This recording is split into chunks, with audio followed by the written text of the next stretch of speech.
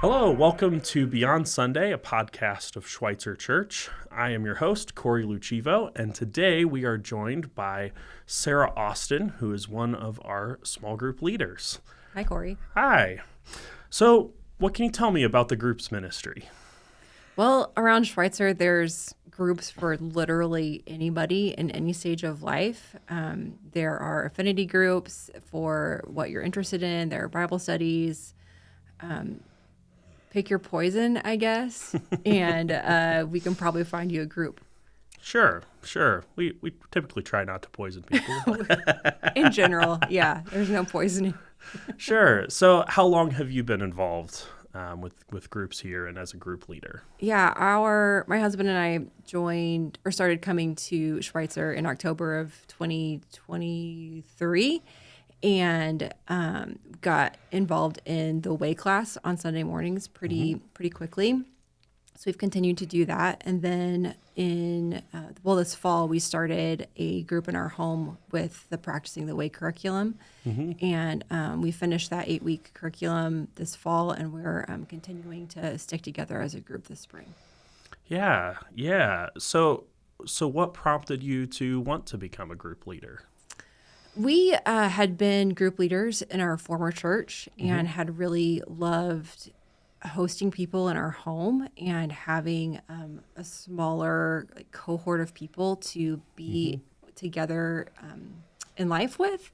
Those groups were pretty small, and so there was the ability to go deep with other people, to be vulnerable, to really dig into one another's lives, and to really dig into God's word and what God is doing in our lives together. And we hadn't found a way of doing that together at Schweitzer yet. And so we came to you and said, hey, this is something we're interested in doing. And you were like, heck yes, please. So that's how we got started. Yeah. So what did that look like for you as you kind of navigated starting that group then?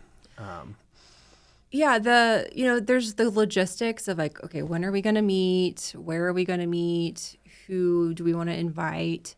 There's the curriculum. What did we want to do? We decided we wanted to do the Practicing the Way 8-week series. And then, for capacity, it's well, how big is our living room? Well, we can fit 12. And so that was sort of how we maxed out the size for the group. And then, you and I had a conversation. Chris, my husband, also joined us in that conversation, and we just talked about our vision for why we wanted to do the group, which was, getting into people's lives, having people in our lives, and wanting to kind of create a culture of hospitality and vulnerability and a culture of spiritual formation in our home. So. Sure. So you mentioned having it in your living room. What was kind of the thought process behind that versus maybe having it at the church? Yeah. We bought our house in 2019 really, and we've every home we've hosted small groups in our home over almost 20 years of marriage. And I think for us, the living room is this place of hospitality where you can literally kick your shoes off. You can sit around a cup of coffee, sit around a table and have a meal.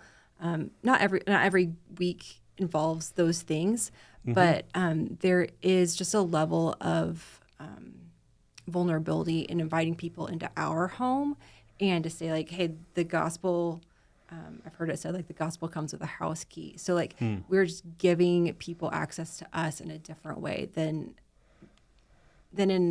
how you would in a classroom at the church. They're just I keep using the word cozy, or that keeps coming to mind. That cozy space of just being able to settle in with people is really special, and that's how I want. I want people to relate to me in that way too. So. Yeah. That's fantastic. How did you find people that you could be cozy with? Be cozy with, yeah.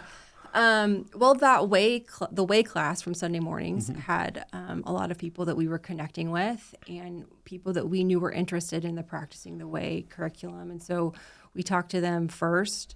There was also a couple of couples who have students with our child in the youth ministry. And so we talked to those parents too. So it was just kind of, who are we rubbing elbows with? Who did we want to get to know more? Sure. And so we just kind of started putting out feelers to see who was interested. And we got a group together pretty quickly. There were a lot of people interested in practicing the way. But honestly, like people were really hungry for doing something smaller that was just more authentic and something that we could establish for a longer period of time. Like we went in saying that we're going to start with 8 weeks, but we actually want to go through the whole school year.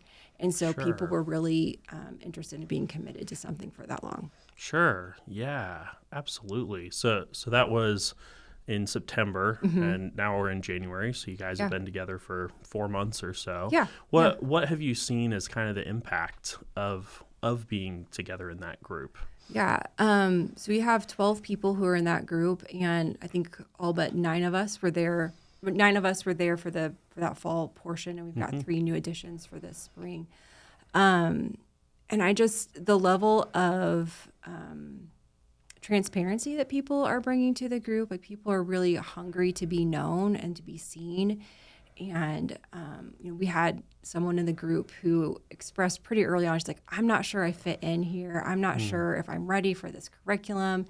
And she's like, I've just been really struggling with this. And we just surrounded her in prayer and said, no, you are welcome here. Like, God has you exactly where you're supposed to be. And she felt like that was a real stronghold that had been lifted from her, like that burden of not belonging. And I've just seen us pray for one another after a hard day of work. I've seen us, we had one day where one of our members was like, I'm going to check out tonight because I just don't have like the mental or emotional capacity for I just can't people anymore today. And we're like, yes, like we just bless and release you to go and like do your thing tonight. And it's no hard feelings or anything. And so I think it's just a very, it's a fun group of people, but I also see the Lord kind of binding us together, which is really fun. Yeah, and you're just meeting each other in kind of the messy situations of your lives. Yeah, absolutely. So if someone's listening to this and they're maybe curious about the idea of leading a group like this, but are maybe hesitant, what does it take to be a group leader? What would you say to someone who maybe feels like maybe they don't know enough to be a group leader or haven't been in the church long enough? Right. I think if you feel the Lord stirring in your heart that this is something that you desire, like pay attention to that, because I think if you're desiring it, I'm confident that there are other people in your life who are also desiring it.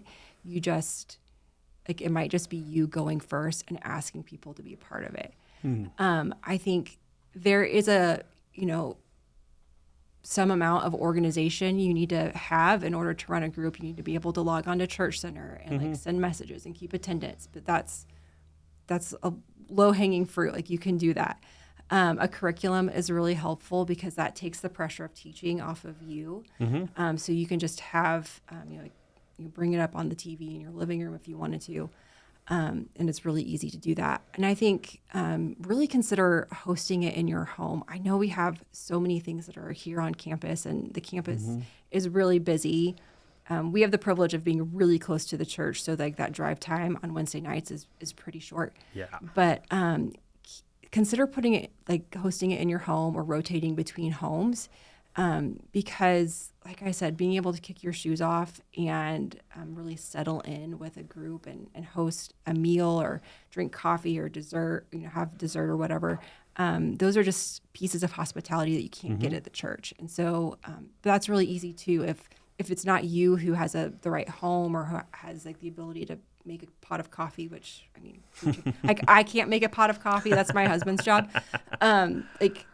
That's what the group is for. Like lean on the skills and the capacities of the group to create that space. Yeah, I loved what you said about maybe even rotate around where you have it. If you don't want to host it every time, you can maybe somebody else wants to host, or there's a lot of flexibility there. That's great.